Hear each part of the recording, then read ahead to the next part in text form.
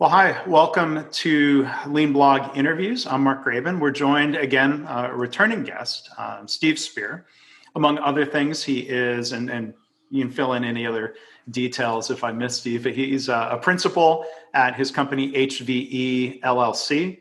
He's the author, of course, of the outstanding book, The High Velocity Edge.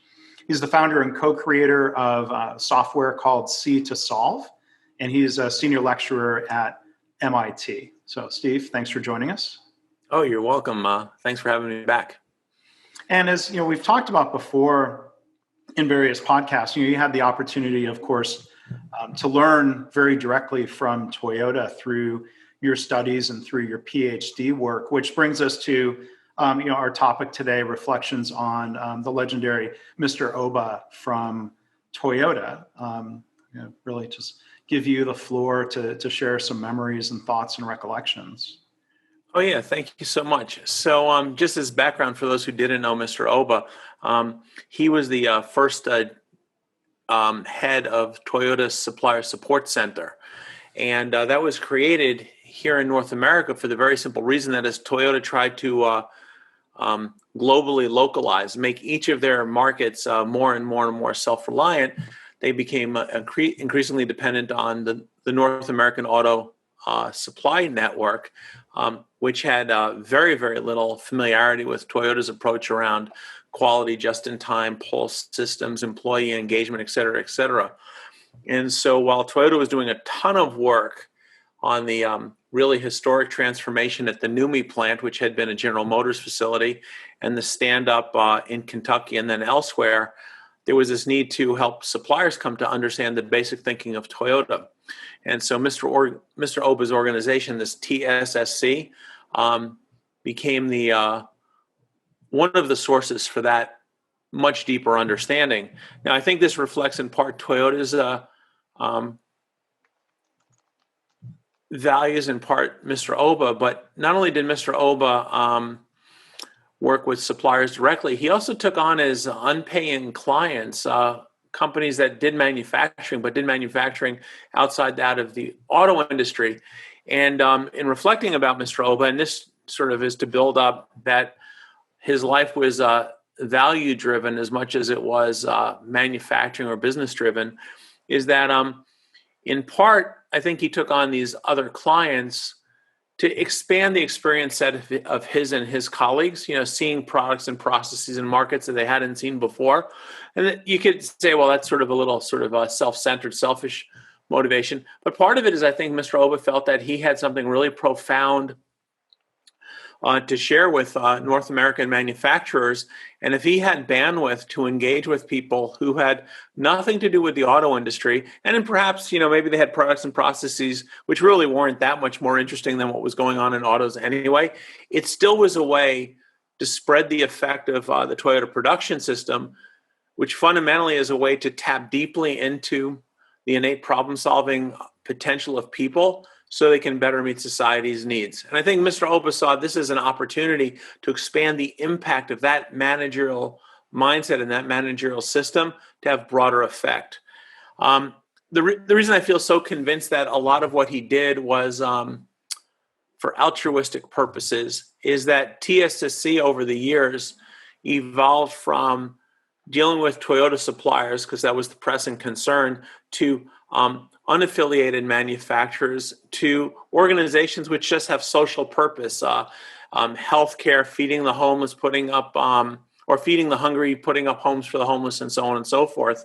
Right. And one last thing I'll just offer is when I was in contact with Mr. Oba's family, they said that he had a very long and really passionate concern about the quality of drinking water in Africa. And they said if people really wanted to do something in honor of his memory, contributions in that direction would be very much appreciated and highly appropriate. And so anyway, I think there's a lot of dots we can connect that support the assertion that much of his life's work wasn't just about the business of cars and Toyota, but was really to take this really deep, profound thinking about how to make it far easier for people to collaborate towards common purpose and do that so much better, that was really what was motivating him, that tapping into human potential. So anyway, I just want to offer that as sort of some color commentary background on Mr. Oba. Sure. Yeah, and he passed away on September 4th. I never had the good fortune, the opportunity to meet him. I've met and worked with a number of people who did work, had the opportunity to learn from him. You mentioned TSSC, Right. worked with Herman Miller, so I know some people Yep. from the Herman Miller lineage who had direct exposure to him. So I know his passing has touched very directly a great number of people in Yep. the lean community. And I'll make Oh, sure absolutely. I'll link to his obituary and different articles Yeah. about his passing in the show notes. Yeah, another guy who I know a long time, since about 95, 96, is Bruce Hamilton, now head of the Greater Boston Manufacturing Partnership, referred affectionately within the lean community as the old lean dude.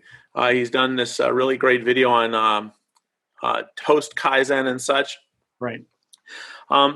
To his credit, Bruce was way ahead of the wave. He was doing lean before it was even called that. Yeah. He was when he was in his executive role at United Electric in Watertown, Massachusetts. He had created this library and this training system, pulling in anything he could get from Norman Bodek and all the others who were doing that very, very early work to understand what was going on in Japan. And Bruce was another one of these. I would characterize it in terms of relationships, not to diminish it, but sort of in a Karate Kid analogy, maybe I was one of many Daniels to Mr. Oba's Mr. Miyagi. Yeah. And the reason I bring that up is because his way of teaching was very much a wax on, wax off, paint up, paint down, inductive, immersive approach to learning what he was trying to teach. And certainly Bruce is another one of those Daniels. And there are many others who feel very appreciative of the opportunity to learn from Mr. Oba and quite in his debt, because that experience was so mind-changing and so action-changing and life-changing as a consequence. Yeah. And yeah, about our friend Bruce, that's a name he's bestowed upon himself, old lean dude. So all right. A self-deprecating, yeah. Well, OLD becomes an acronym within old. So right. Yeah. So I'm glad you called Bruce. I didn't suspect that he was the bully from Cobra Kai. I figured Bruce was another Daniel, not the bully figure. No, definitely not the bully. Yeah. So Bruce's relation with United Electric is one of those companies where I think Mr. Oba got interested because of Bruce and the people around Bruce who were really, really convinced that they needed a different way and committed to learning by doing to discover and understand what that different way was. The work they were doing, it doesn't strike me as that was by product or process or market even a real source of insight for Mr. Oba, but it was a chance to expand his the population of his active, engaged, enthusiastic students. And Bruce certainly has been one for 30 years and counting. Yeah, and I'll reach out to Bruce. Maybe I can also do an interview with him. And yep. Some of his reflections. So, when you talk about that teaching style, did you have direct contact with Mr. Oba during your PhD studies? And you yeah. So to this day, I've had some very important mentors in my life, and I would count Mr. Oba as one. Kent Bowen, who was my chief advisor when I was doing my dissertation. Clay Christensen, certainly. I mean, a lot of people were willing to make a huge investment in me that the only way I could possibly reciprocate is take what they taught me and try to reflect it forward, because I can never pay them back. Sure. And I still don't know if it was a deliberate setup. Kent and I had gone out west to visit a factory for a company. And ostensibly it was because it was an interesting company with a long history and an interesting product. It turned out also on that visit was Mr. Oba. And in hindsight, Mr. Oba was far more interesting than the factory and the company. And I just don't know, and Kent won't tell me, whether the trip was really to visit that factory and that company, or was the setup to see if I would grab the hook and be curious enough about Mr. Oba to do anything with it. Anyway, I did grab the hook. But here's the first sort of anecdote and sort of insight about Mr. Oba and this Toyota production system, management system, when it's practiced at very, very high fidelity.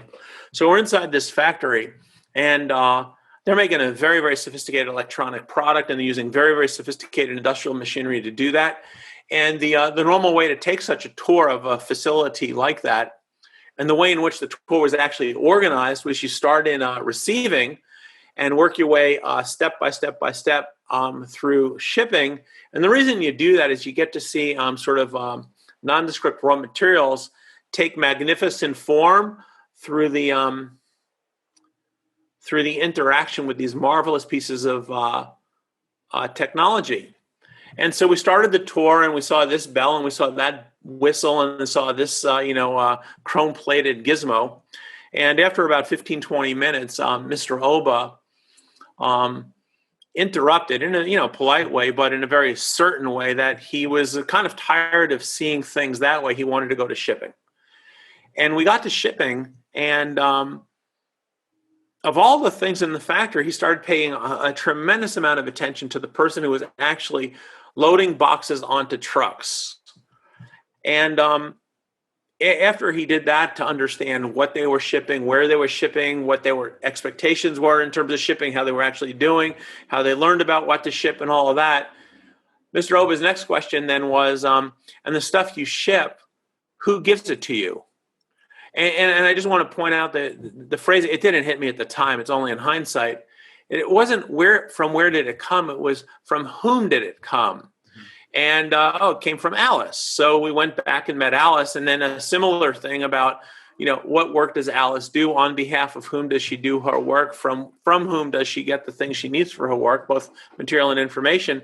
And we did this steady progressive walk back through the factory.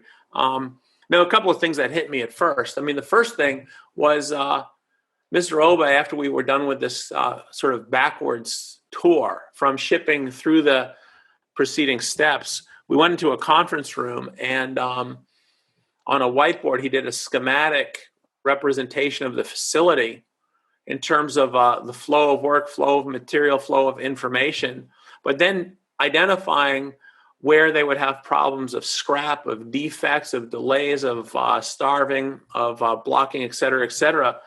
And the thing that was clearly impressive to his hosts was that even though he hadn't seen those problems occur, it had a huge amount of face validity, because that's when they started taking out notepads and pens, trying to record and trying to guess how he could predict with such accuracy where they were having problems.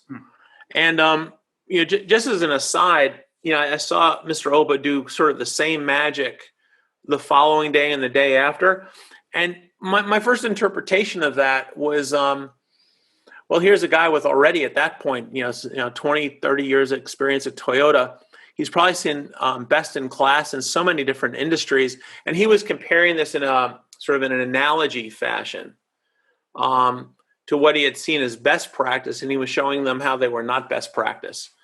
And that thought balloon got popped soon thereafter when we started going to a place, and Mr. Oba was clearly excited. And I asked why, and he said because he'd never seen that type of product made with those types of processes. It would be a novel situation even for him. And yet, using the same approach, it took him not more than 15, 20 minutes to understand enough to generate the schematic and identify all the pain points. And it was out of that I realized that Mr. Oba really was the interesting thing on this trip, because he had a way of looking at systems, very complex ones, from a first principles basis, rather than from an analogy case-by-case basis. And a lot of what I wrote in that first article, Decoding the DNA of the Toyota Production System, and the rules by how you design a process, and then I translated that a little bit and updated it. It's like, I think, chapter 6 in my book. I could have really called that Decoding Mr. Oba's DNA, not Toyota. Well, anyway, be that as it may. Yeah. But the real point, that's what sort of sunk in most immediately. But the thing that really grabbed me over the years, and the reason I want to share this with you and your audience, is you start thinking about that act of going to shipping, and in shipping, finding the shipping clerk, who by in most situations, has got probably the least glamorous job in any organization, right? Putting brown boxes on brown trucks. And Mr. Oba was really genuinely interested in the experience of that person, and genuinely interested in the experience of that person because that person, their ability to perform their job affected how the customer experienced the efforts of this collective called a factory. And from there, Mr. Oba's next concern was if this person is, and their ability to perform their work is representative of how the factory is behaving, then everything flowing into that person is the next most important thing in this entire system. And that's why Mr. Oba said to the person in shipping, from whom did you get the things you need? Oh, Alice. And what became real evident is that the way he thought of systems, despite the sophistication of the product and the sophistication of the process, the technical sophistication, it was really about people doing things so that they could create value that someone else would appreciate. And that has really, once I got it, I have to admit it didn't come immediately, but once I got it, it was such a compelling message about how we think about organizations, how we think about systems, how we think about offices, factories, hospitals, et cetera, is that if we're in a position to influence their design, if we're in a position to influence their behavior, their dynamics, we always have to think in terms of, are we increasing or decreasing the ability of each individual to do something that will be valued by somebody else? And, you talk about, and I'll stop with this, but, we think about all the different ways in which we get, what do they call the KPIs and other metrics of performance. And Mr. Oba, in that simple act of going to shipping and saying, who is dependent on you and on whom are you dependent? He took all those KPIs and narrowed it down to a single focal, which was what you're doing, does it count? And if we can change the system so what you're doing counts more, we're going in the right direction.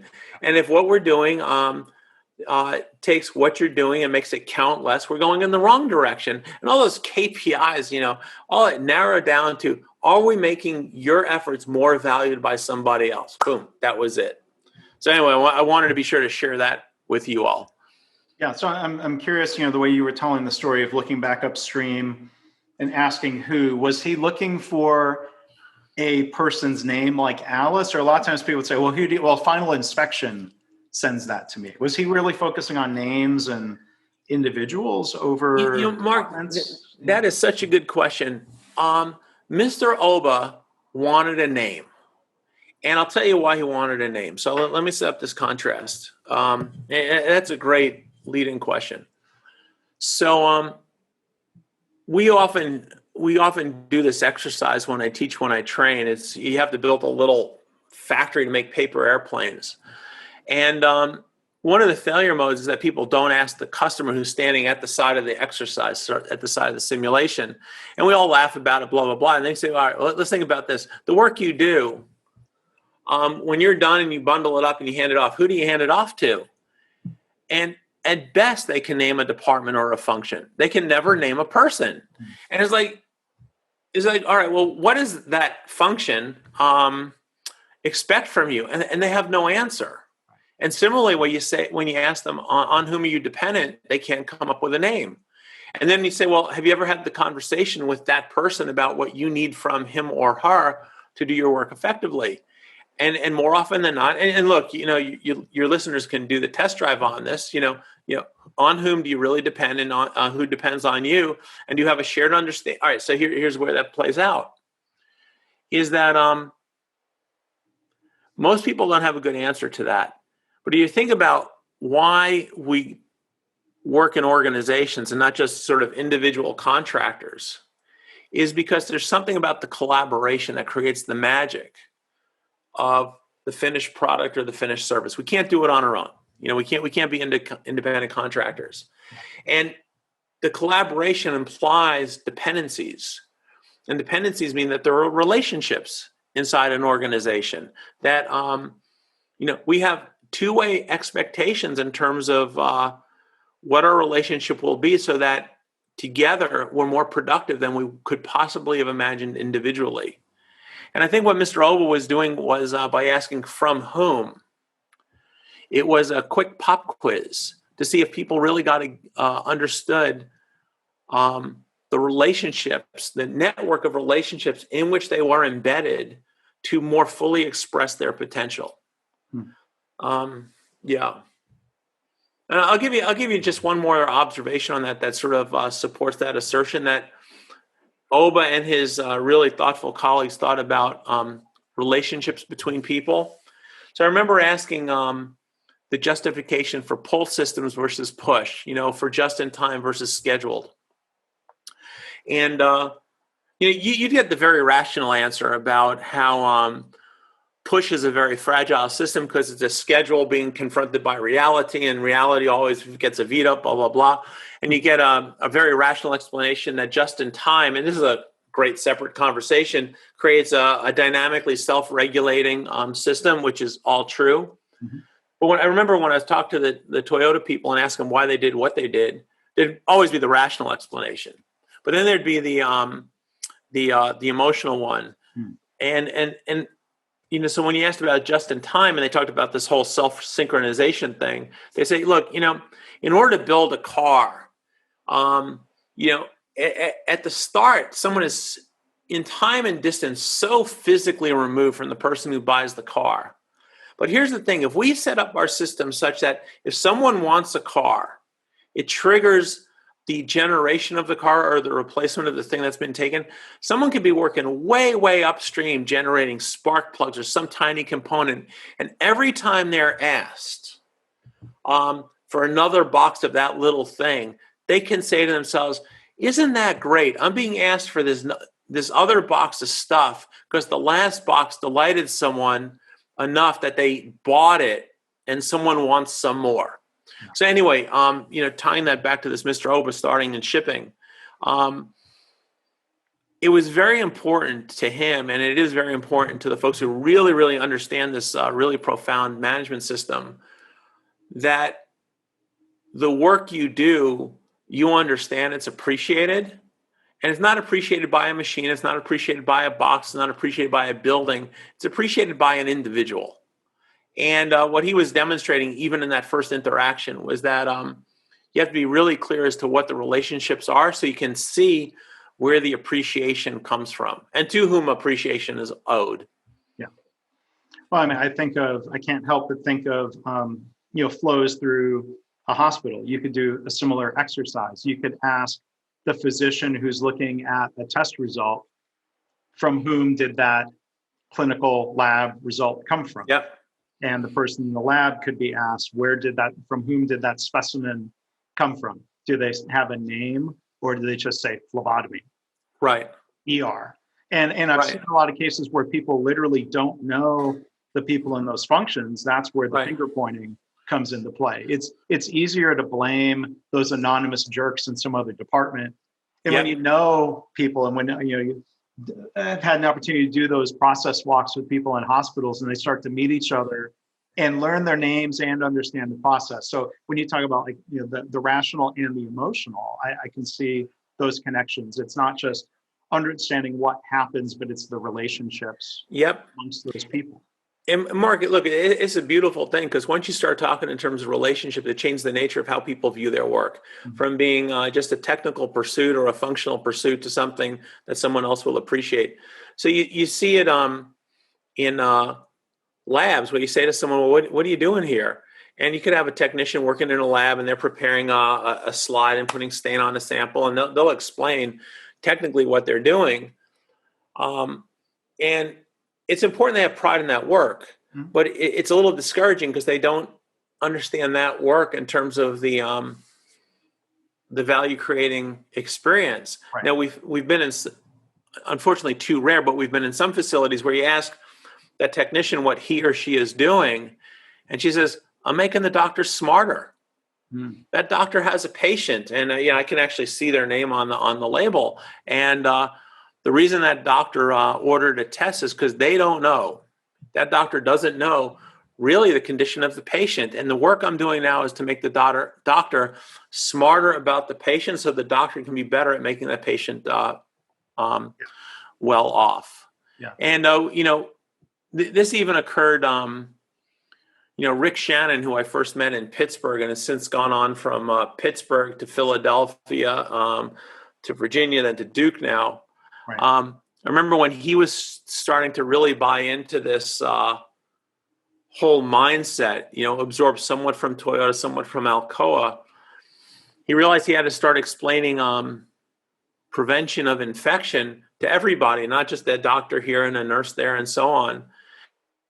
And they started explaining infection prevention because they were worried about ventilator-associated pneumonia, surgical site infection, central line infections, and so on. And one day he walked into, a room where they did various procedures, and it looked way better organized.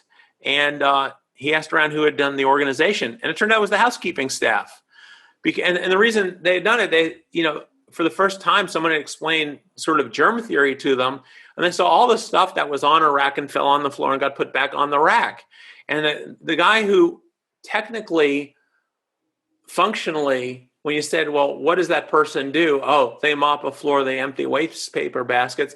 Now this person is realizing and came out and said, I didn't realize it till someone told me, but my job is to keep the patient safe. That's why I do what I do. And I saw all these chains of transmission that I had the insight and the power and the creativity to break. I think that story from Rick is a really good reflection of Mr. Oba's idea that you're creating this network of relationships. And within each relationship and the network as a whole, the point is to do something that someone else will perceive as valuable. Yeah.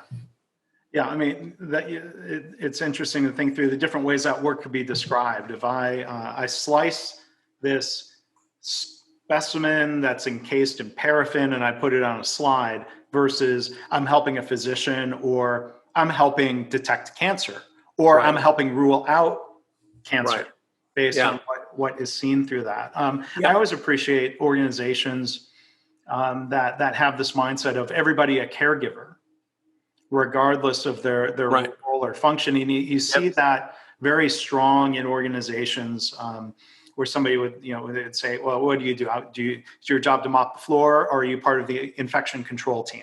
Or are you part of the patient care team? One thing, sometimes hospitals want to replace lower level jobs with robots, automated carts that drag material throughout the hospital. But the one argument, even if there's a rational case for having a robot do that work, a robot can't stop and smile at a family member who's walking through the hospital. A robot isn't going to stop and give directions if someone looks confused. We saw something similar to that. I'm glad it's a story I hadn't remembered in a long time, so I appreciate the reminder. It was working with specialty nutrition and dietary functions. I think in Mass General over here. And, it was kind of a Rick Shannon approach, which was as you can think about the people who prepare meals. It's in a remote part of the hospital, deliver meals. They're just schlepping food, right? But when the more senior leadership started explaining to people nutrition and diet and how it influenced the well-being of the patient, the dietary aides, these are the young men and women who carry trays into rooms, all of a sudden they started recognizing foods that got eaten, foods that didn't get eaten, foods that got thrown away, foods that patient families were buying on the side to supplement, complement, replace what had been ordered. And they became part of the treatment team. And I appreciate you use that word, right? Because it's one thing for a senior leader to say, we're all caregivers. All right, it's one thing to say it, but you actually have to do the hard work to explain to everybody how their piece of work contributes to the care to make that so. It's more than just a phrase. Yeah, and I think, kind of just from a very personal perspective, my grandfather passed away a couple of years ago. And he was 93. And during some of his hospitalizations, the biggest risk to him were errors coming from dietary services. He had Mm-hmm. trouble swallowing. And there are these products, called thickeners that are literally, put into water to make water more viscous and easier for him to swallow. That would get forgotten. And he had diabetes, and sometimes the food orders didn't properly reflect that. So, family members are there sort of playing defense, say, no, Right. that's wrong. No, that's inappropriate.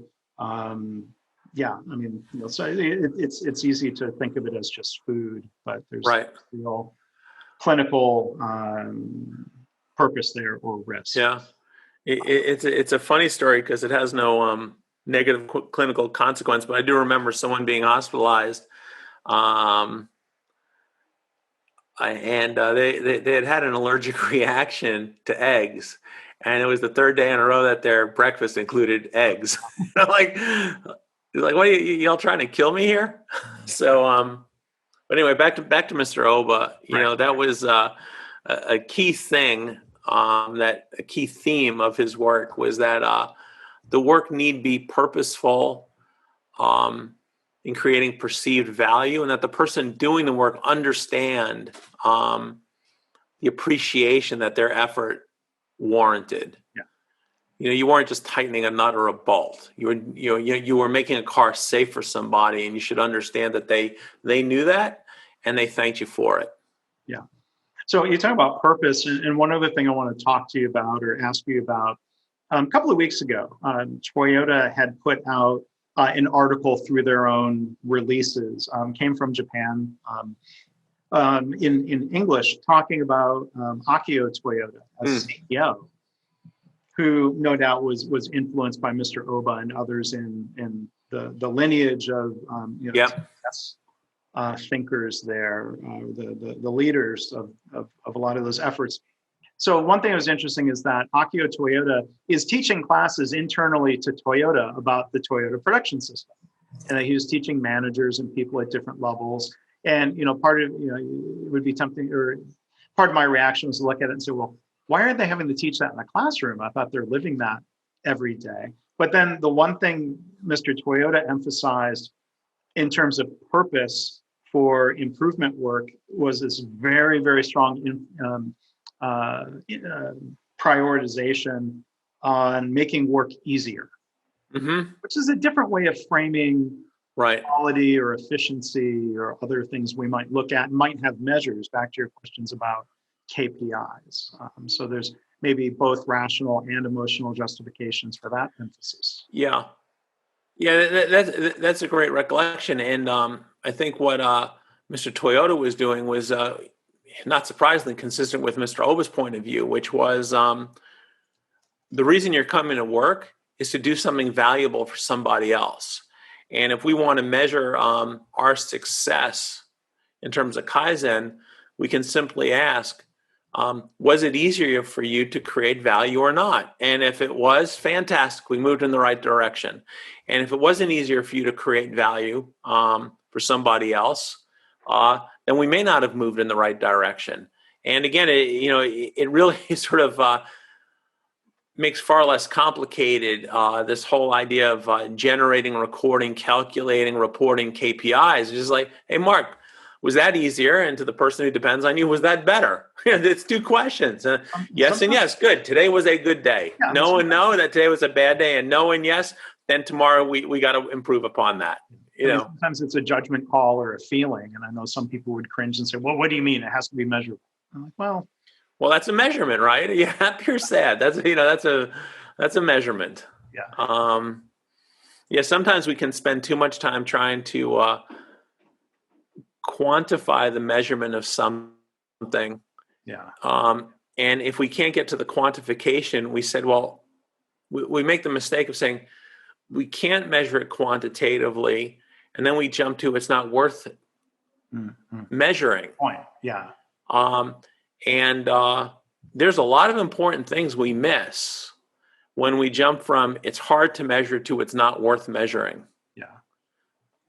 That's a really good point. And you talk about meaning and purpose, and I've got this. This is a proof copy, Steve. We're going to send you a copy of this book that we put together of some of Mr. O'Neill's speeches. Yep. And, I'm just recalling, of his three questions, we've talked about this before, that everybody in the workplace should be able to say yes without reservation to, am I given the tools, training, resources, and encouragement needed to make a contribution to the organization? That's not the end of the sentence. That adds meaning to my life. And that those last words are really powerful. It's not just about make things more efficient for the organization. Yep. Yeah. No, Paul also was one of those rare true believers about such principles.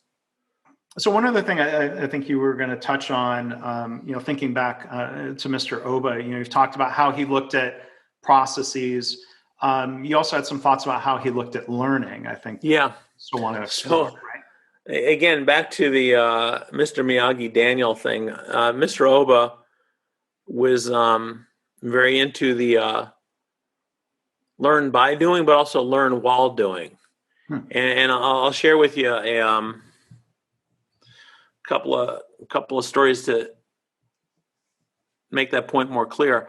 So I interned inside his organization for an extended period, literally early Monday morning flying to Kentucky, or as part of a team trying to stand up a first-tier supplier, then coming back Thursday evening after spending 4 weeks, and you'll appreciate what this means, being really pulled through the keyhole of Mr. Oba's Karate Kid training method, only to then spend Friday getting a similar intellectual exertion with Kent Bowen, who was my advisor. So Mr. Oba, when he saw me sitting there thinking through a problem, he admonished me not to think but to do. And it didn't make sense because here I was a graduate student, I thought my job was to think. And what I eventually appreciated with Mr. Oba is that what I was thinking about was a problem. And the reason we had a problem is because we had an understanding of a situation that was adequate only to have problems. If it was more adequate, we wouldn't have the problems to even think about. And so here's Mr. Oba's attitude was that you already had experiences, and those experiences had formed a mental model. And together, those experiences plus that mental model was good enough for a problem. And so if you sat there and thought, drawing upon those same experiences, employing the same mental models, guess what? You would keep getting a problem. If you did it a second time, you get the problem again and again and again. So why was Mr. Oba so much into this don't think, do? In the act of doing, you have another experience. And maybe it changes your mental model a little bit. Or maybe in addition, you have the additional experience and a change in perspective, and it changes the mental model. And if you change the experiences on which you're drawing and the mental models you're employing, if you change those, you change the outcome. And maybe, just maybe, if you do that well enough or often enough or lucky enough, you change the outcome to go from problem to success. Right. And, the thing I would add to that is that, Mr. Oba was advocating this don't think, do. I met him in 1995, 96. And now the don't think, do it with different semantic labels is all the rage in literature, right? So managerial literature. So the lean startup stuff is also a don't think, do mindset, which is you got an idea, you got a potential market. Well, go test your idea, because the more you think about it, the more you're going to stuck with it's just an idea. But if you test it out and get feedback, eventually you can iterate and evolve towards something successful. Right. The folks in the agile community in the IT world, it's a similar don't think, do mindset, right? Which is you've got a program, you have to develop a product way downstream. You can think about it all you want, but you don't have the right answer. You're never going to get the right answer because you don't have it now. And until you start generating more experience and more perspective, you can't get to the right answer. So a lot of their nomenclature, minimally viable product. Why? Because that's the smallest thing you can do. It's the minimal, not the maximal, right? Right? Why do you have a sprint? Because you want to do as quickly as possible. Why do you have a scrum or whatever they call those reviews? Is because now that you've sprinted to the minimal thing, the minimal doing, you want to reflect on what you've learned from the sprint and from the minimally viable product, so you can plan out the next minimal and the next sprint to it.